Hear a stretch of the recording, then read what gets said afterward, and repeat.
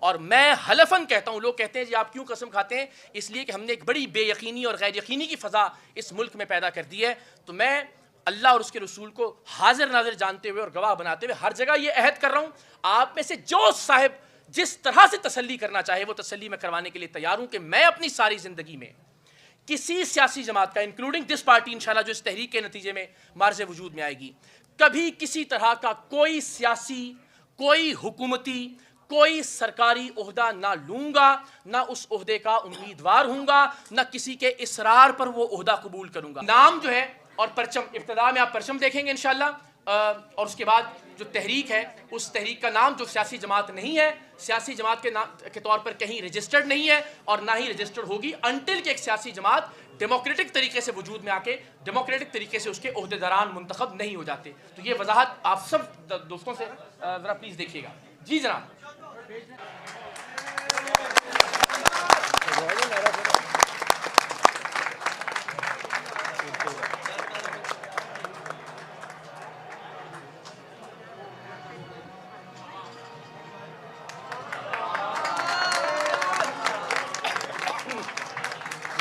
تو جناب اب کہ جمہوریت کا جو مطلب ہے وہی عوام راج ہے.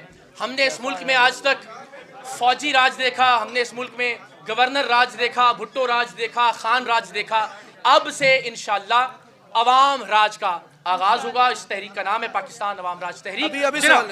جی یہ ضرور چاہتا ہوں کہ میں اس تاریخی لمحے کا جو آغاز ہے وہ ہمارے ایک بڑے عزیز دوست راجہ مطلوب صاحب جو ہر ایونٹ میں آج سے پہلے ہر پروگرام میں ہمارے ساتھ سٹیج شیئر کیا کرتے تھے، ان کو یاد کرنے سے کروں اور اس سے بیشتر کہ ہم کچھ زیادہ بات کریں.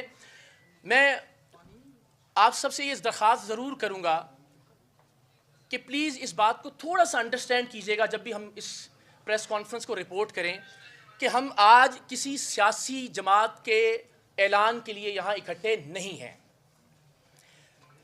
بدقسمتی سے ہمیں یہ لگتا ہے کہ سیاسی جماعت ایک دکان ہوتی ہے، کوئی بھی آدمی جو ہے وہ دامن جھاڑ کے کیمروں کے سامنے بیٹھے اور بیٹھ کر یہ کہتا ہے کہ جناب میں سیاسی دکان کھول رہا ہوں.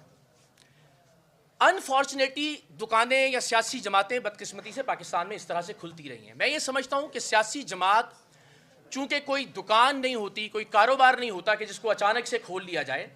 سیاسی جماعت ایک ادارہ ہوتا ہے اور اس ادارے کے قیام کے لیے قوم کو، لوگوں کو ایک فکری، شعوری اور نظریاتی سفر کرنا ہوتا ہے. تو آج ہم ایک ایسی تحریک کا آغاز کر رہے ہیں جو انشاءاللہ